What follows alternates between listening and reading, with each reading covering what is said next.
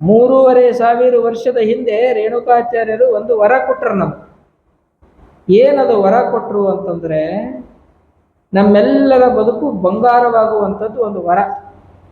ನಾವೇನು ಅನ್ಕೋತೀವಲ್ಲ ಅದು ಆಗ್ಬೇಕು. ಜಗತ್ತಿನಲ್ಲಿ ಯಾರೇನೂ ಕೊಡ್ಬೋದು, ನಾವು ಏನು ಬಯಸ್ತೀವಿ ಬಯಸಿದ್ದು ದಿನನಿತ್ಯ ನಮಗೆ ಆಗ್ಬೇಕಂತಂದ್ರೆ ಸಂಕಲ್ಪ ಸಿದ್ಧಿ ಆಗಬೇಕು. ನಾವು ಅನ್ಕೊಂಡಿದ್ದು ಸಿಗಬೇಕಾಯ್ತಪ್ಪ ಅಂತಂದ್ರೆ ಕಾಮಧೇನು ಕಲ್ಪವೃಕ್ಷ ನಾವೇ ಆಗಿಬಿಡ್ತೀವಿ. ಅಂತ ವರ ಅದು ಯಾರು ಕೊಟ್ಟರು? ಜಗದ್ಗುರು ರೇಣುಕಾಚಾರ್ಯರು ಇಡೀ ಮಾನವ ಕುಲಕ್ಕೆ ಕೊಟ್ಟರು. ನೀ ಇದೇ ಜಾತಿಯವನೇ ತಗೋ, ನೀ ಈ ಜಾತಿಯವ ಬೇಡ, ಹಿಂಗಲ್ಲಿಲ್ಲ ಅವರು. ಸಮಸ್ತ ಮಾನವರು, ಯಾವ ಜಾತಿಯವರು ಯಾಕೆ, ಎಲ್ಲರಿಗೂ ಕೂಡಿ ಒಂದು ವರ ಕೊಡ್ತಾರೆ.